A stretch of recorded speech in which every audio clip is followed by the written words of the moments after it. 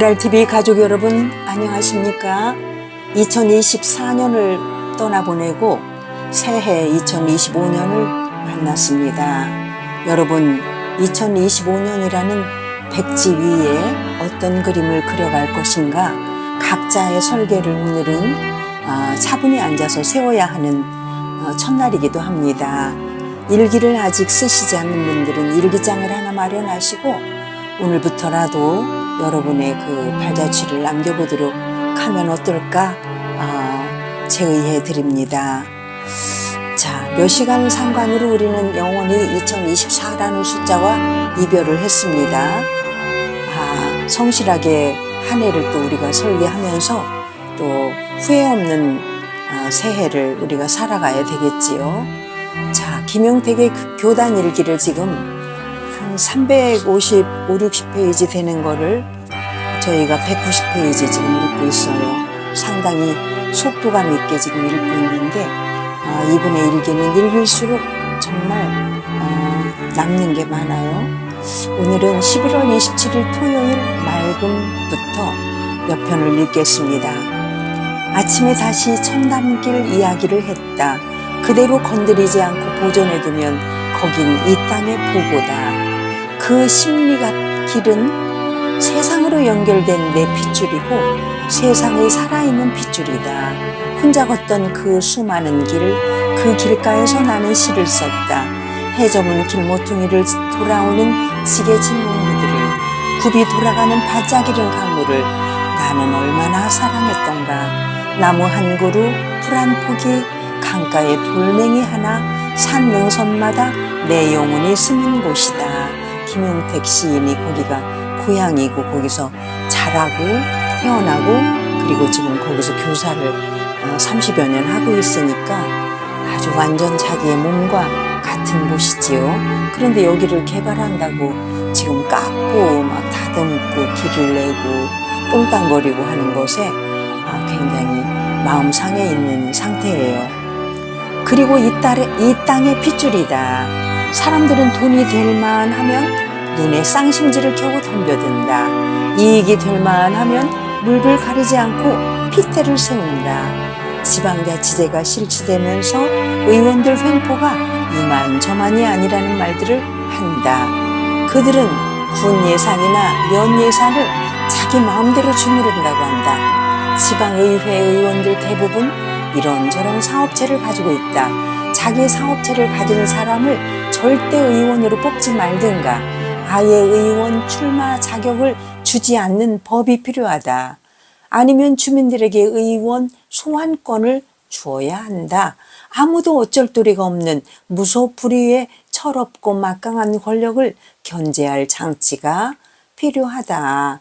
그래서 자기가 사업을 하고 있는 분들을 의원으로 뽑아놓으면 자기의 이권 때문에 엉뚱한 일들을 자꾸 하지 않아도 될 일을 한다는 거지요. 강길 심리를 지키기가 이리 힘이 드는구나. 날이 또 저문다. 저 거대한 저문. 안타까운 마음으로 지금 바라보고 있어요. 이 작가는. 자, 이튿날 11월 28일 일요일 맑음.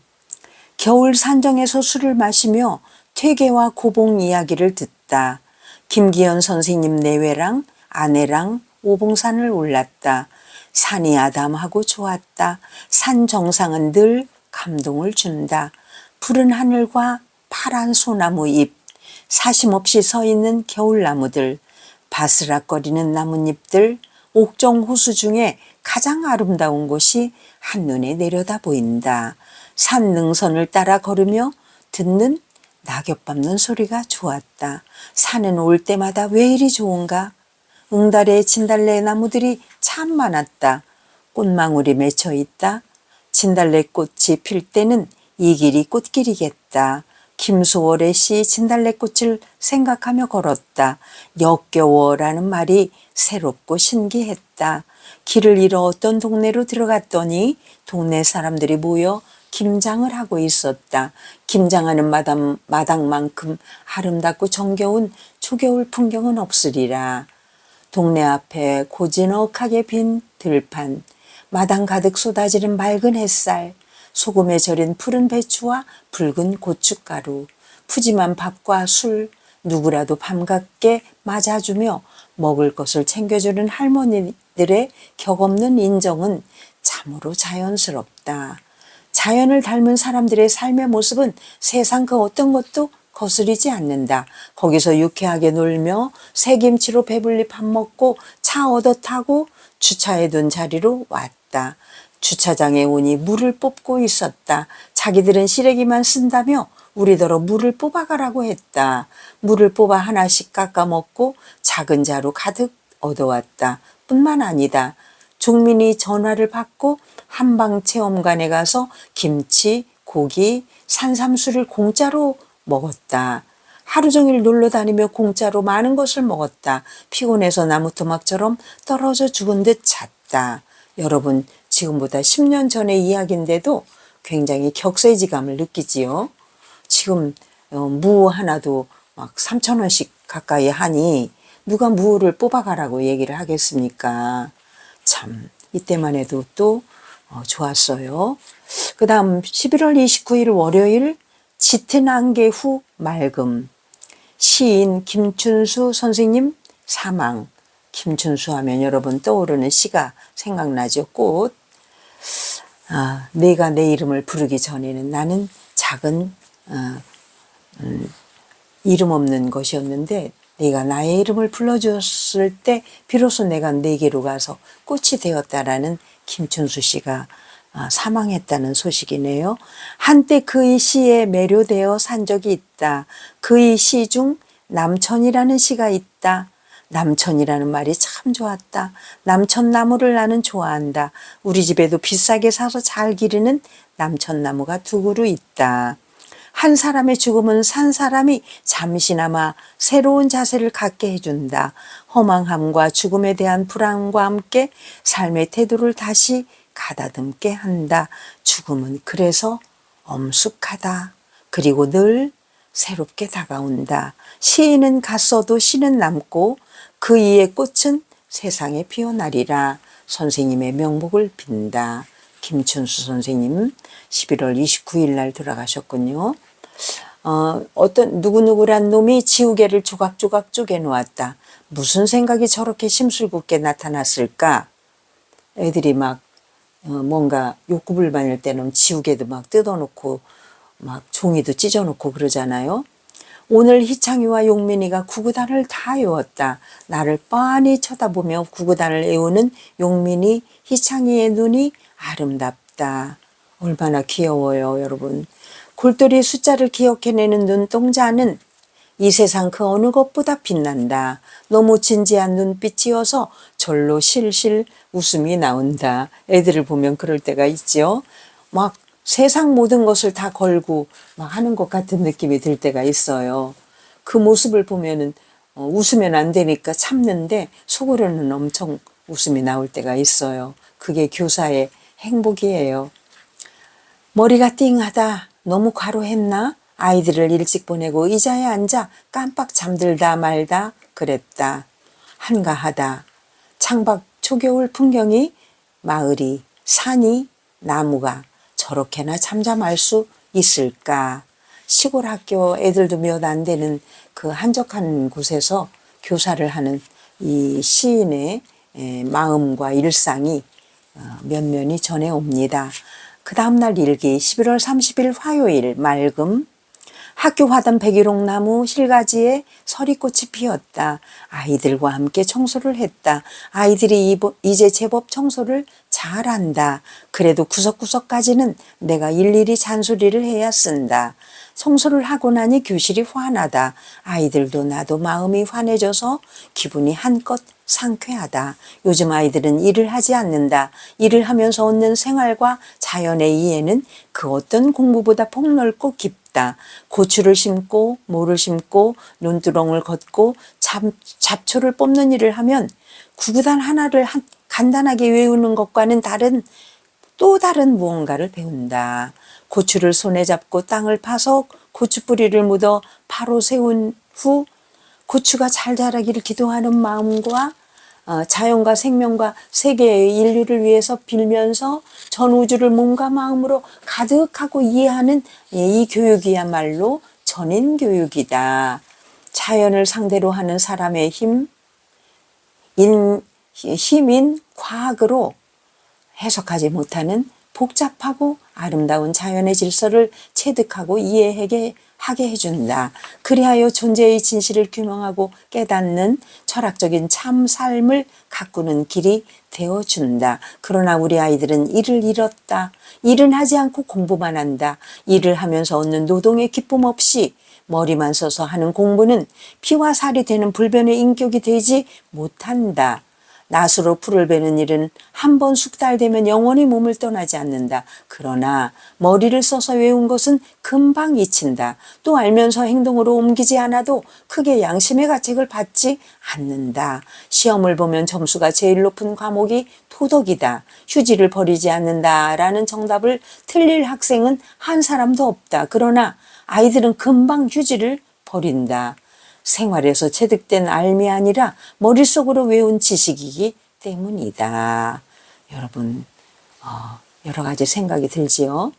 아이들에게 일을 돌려주는 교육이 필요하다. 어릴 때부터 모두 점수 경쟁으로 내몰아 점수만 잘 따는 단순무지한 시험 기술자를 길러내는 일이 얼마나 위험한 교육인지 알아야 한다. 봐라, 수능 부정을 저걸 보고 누가 누구에게 욕을 할 수 있단 말인가? 부정과 부패가 일상화, 상식화, 제도화, 권력화되어 상식이 발 디딜 곳 없는 사회에선 거짓이 판을 친다. 여러분, 참 우리들에게 좀 치사하는 바가 커요.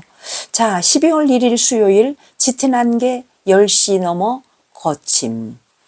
날마다 날씨가 너무 푹하다. 어쩌려고 날씨가 이런지 모르겠다. 학교에서 조금 떨어진 강변을 파 뒤집어 뚝을 쌓는다. 강변에서 포크레인 삼날에 덜그럭 부서지는 소리가 들린다. 가슴이 철렁철렁 내려앉는다. 사라지는 것들이 너무 많다. 자연을 깊이 이해하고 생각하면서 만든 구불구불 정다운 길들, 강물이 스스로 가꾸고 만들어가는 아름다운 강변이 지금 파괴된다.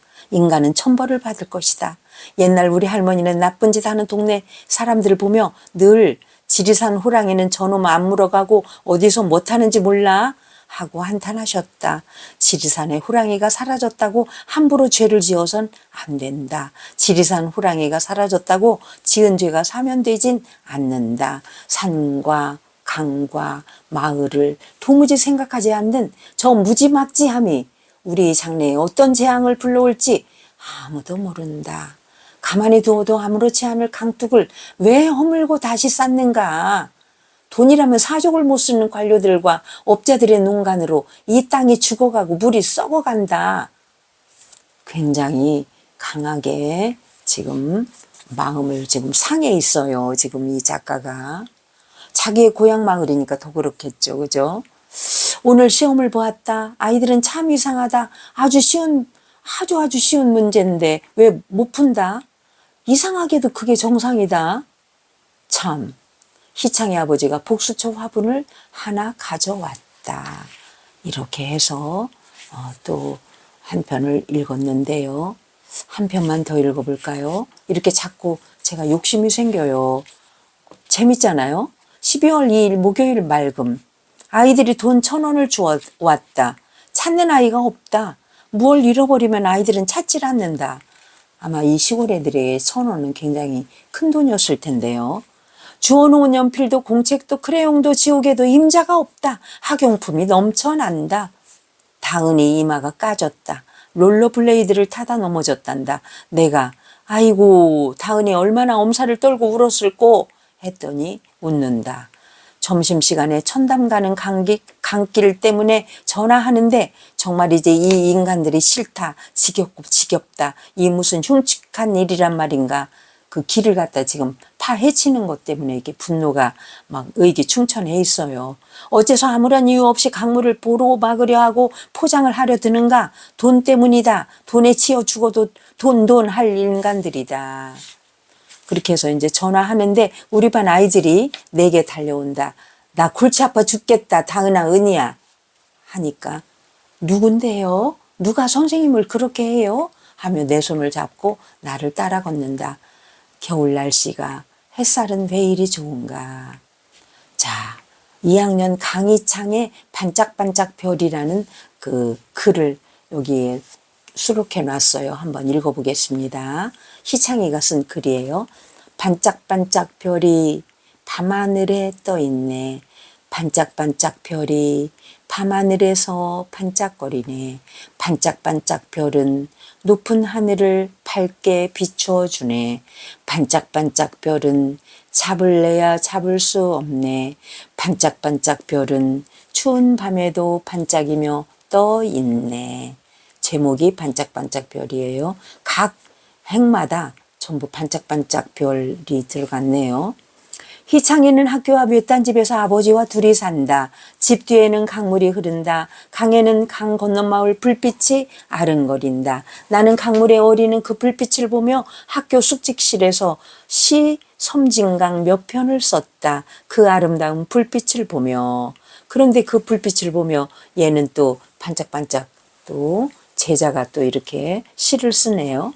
숙직실은 지금도 그 자리에 있다. 그 방에서 나는 혼자 밤을 지새우며 글을 읽고 글을 썼다. 길고 긴 밤, 눈이 오고 비가 오고 새가 울었다. 소변을 보러 나와 바라보는 달빛 아래 강물은 얼마나 빛났고 검은 산들은 얼마나 장엄했던가. 아침에 본 운동장가 벚꽃은 얼마나 내 마음에 환하게 피었든가. 이곳이 내 문학의 고향이고 방이다. 어머니 뱃속이다.